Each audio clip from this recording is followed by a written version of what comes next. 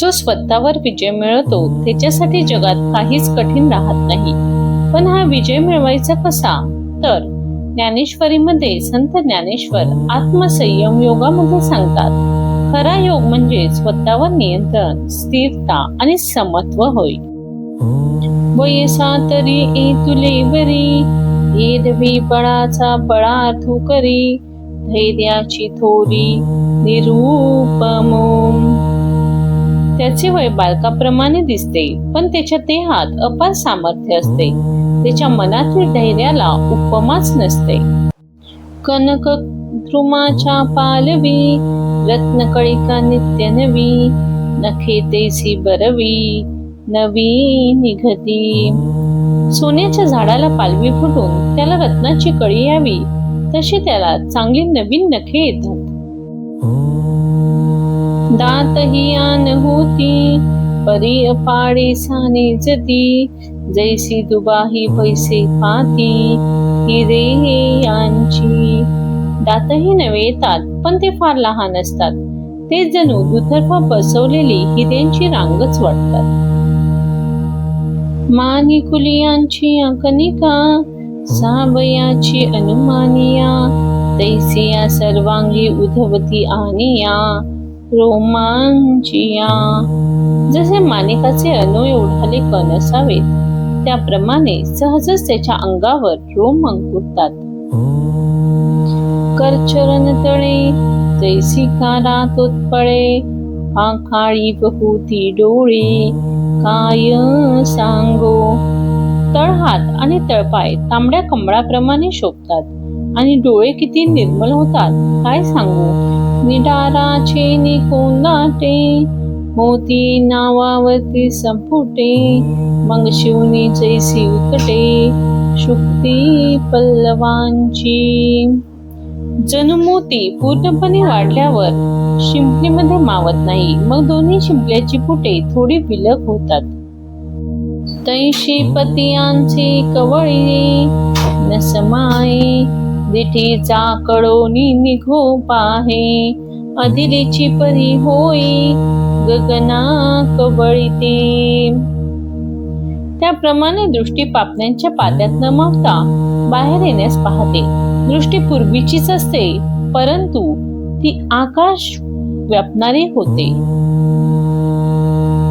आईके देह होय सोनियांचे, परी लाघवे वायूंचे, जे आपाने पृथ्वीचे अंशू नाही.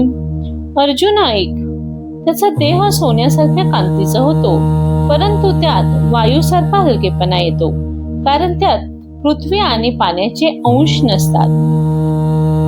मग समुद्रा पलीकडे देखे, स्वर्गीचा आलोचू ऐके, मनोगत ओळखे मुंगीचे. मग तो समुद्राच्या पलीकडे पाहतो आणि स्वर्गातील विचार ऐकतो आणि मुंगीच्या मनातील भाव तो ओळखतो.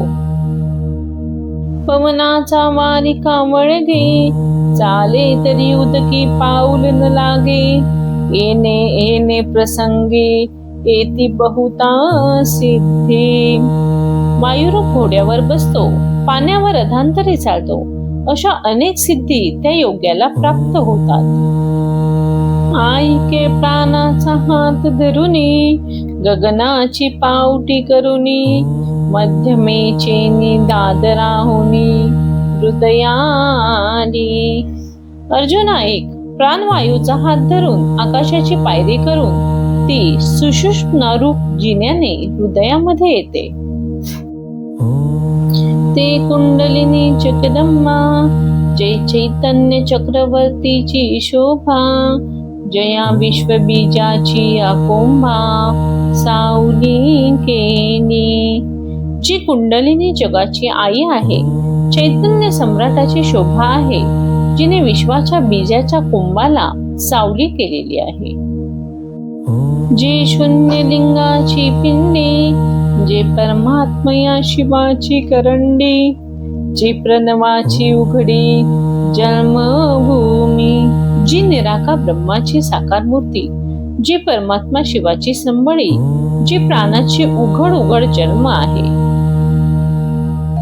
हे असो ते कुंडलिनी पाळी, हृदयांतु आली अनुहताची बोली, चावळे ते. असो ती कुंडलिनी शक्ती जेव्हा हृदयात अनाहत चक्रात येते, तेव्हा अनाहताच्या शब्दाने ती बोलते. शक्तीची या अंगा लागले, बुद्धीचे चैतन्य होते झाले, ते तेने ऐकले अळू माळू.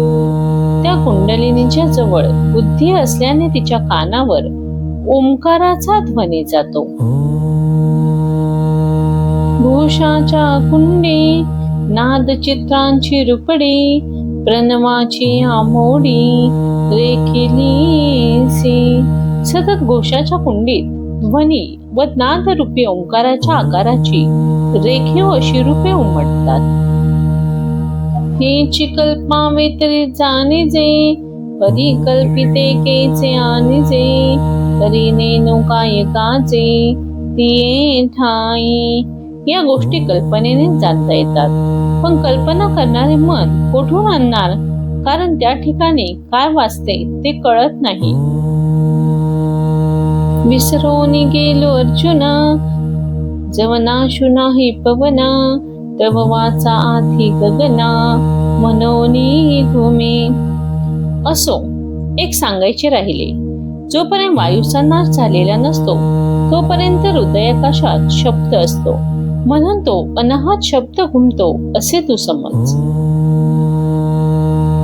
तया अनाहताचे निमेघे, आकाश दुमदुमू लागे, तव ब्रह्मास्थानीचे वेंगे, पिटले सहजे. मग अनाहत रूप मेघाने आकाश दुमदुमू लागते, तेव्हा ब्रह्मस्थानाचे दार आपोआप उघडते. आईके कमळ गर्भाकारे, जे महदाकाश दुसरे, चेत चैतन्य आधातुरे, करुणी असिजे. अर्जुना ऐक, कमळाच्या गर्भाच्या आकाराप्रमाणे जे मूर्ती आकाश आहे ते दुसरे महाकाशच आहे. त्या ठिकाणी चैतन्य अर्धे भोजन करून अतृप्त असते. तया हृदयाच्या परिवरी, कुंडलिनिया परमेश्वरी, तेजाची शिदोरी विनियोगिनी. त्या चैतन्याला हृदयाच्या माझघरात आणणारी कुंडलिनी देवी ही आपल्या तेजाची शिदोरी अर्पण करते. ती कशी तर, बुद्धीचे निशाके, हात बोने निके, द्वैत तेथ न देखे, तैसे केले. द्वैत ज्याला पाहणार नाही असा बुद्धीचा भाजीसह हातात घेतलेला चांगला नैवेद्य अर्पण केला. नीच कांती हारविली, मग प्राणूची केवळ चाहली, ते वेळी कैसी गमली मनावी पा. याप्रमाणे तेज अर्पण करून ती कुंडलिनी केवळ प्राणवायू रूप होते, तेव्हा कशी भासते म्हणाल तर. मोकाचे पवनाची पुतळी, पांघुरली होती सोनसळी, ते फेडून या बेगळी, ठेवली ती आम. एखाद्या वायूच्या बाहुलीने पितांबर नेसावा आणि मग तिने ते वस्त्र सोडून द्यावे. ना तरी वायूंचे नियांगे झगडती, दीपाची दिठी निवटली, का लखलखोनी हारपली बिजूक गणी. अथवा वाऱ्याच्या झुळकेने दिव्याची ज्योत शांत व्हावी, किंवा आकाशात वीज चपकून अदृश्य व्हावी. तैशी हृदय कमळ वेदी, दिसे जैशी सोनियाची सरी, ना तरी प्रकाश जळाची झरी वाहता आली. अथवा हृदय कमलापर्यंत जणू सोन्याची सरी शोभावी, किंवा प्रकाश रूप पाण्याचा झरा जसा वाहत यावा. मग ते हृदय भूमी पोकळे, जिराली का एके वेळी, तैसे शक्तीचे रूप मावळे, शक्तीची माझी. मग तो जरा हृदयाच्या पोकळ भूमीत एकदम जिरावा, त्याप्रमाणे शक्तीचे रूप शक्तीमध्ये मावळते. तेव्हा तरी शक्तीची म्हणीसे, एरवी तो प्राणू केवळ जाणीचे, आता नादू बिंदू नेहमीचे कळा ज्योती. तेव्हा जरी तिला शक्तीच म्हणतात, पण तो वास्तविक प्राणवायूच आहे असे समज. त्याला नाद, बिंदू, कला, ज्योती असे चारी धर्म नसतात. मनाचा हन मारू, कांपवनाचा आधारू, ध्यानाचा आदरू नाही परी. मनाचा निग्रह करणे, प्राणवायूचा निरोध करणे किंवा ध्यान करावेसे वाटणे हे प्रकार येथे राहत नाहीत.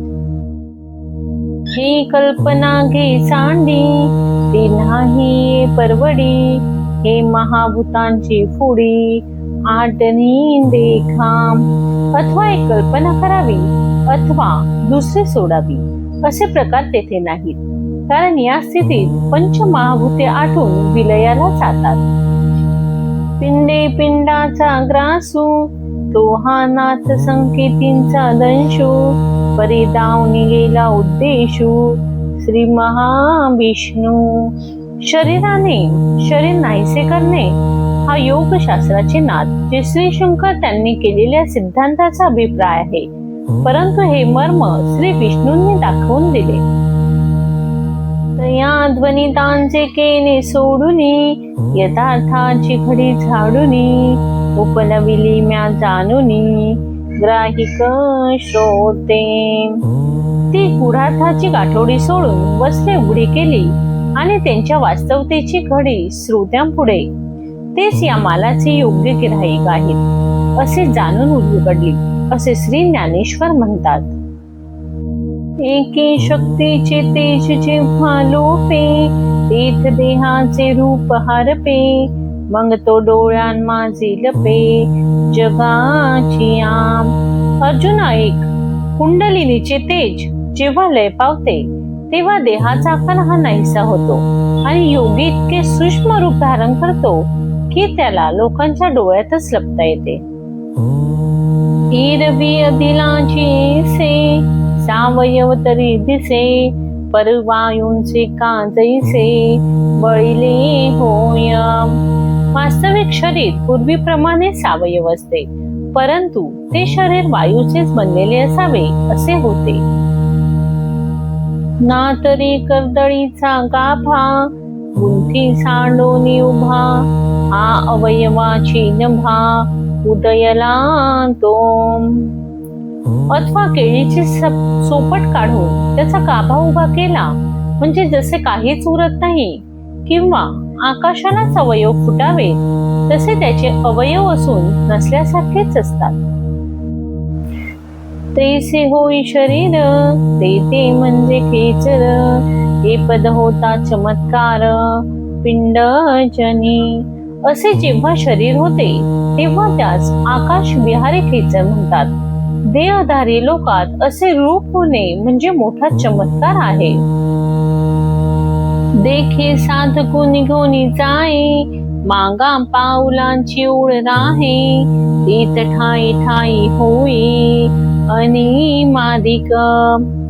असा योगाभ्यास वाढवत साधक पुढे निघून जातात आणि मागे उमटलेल्या पावलात अष्टसिद्धी राहतात. परी तेने कायकाचा आपनया, औधारी धनंजया. लोपाती भूतत्रया, देहींचा देही. पण या सिद्धीशी काय काम आहे? अर्जुन ऐक, देहाच्या देहातच तीनही भूतांचा असा लोप होतो.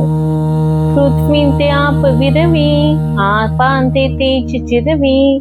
तेजाते पवन भरवी, हृदया माझी.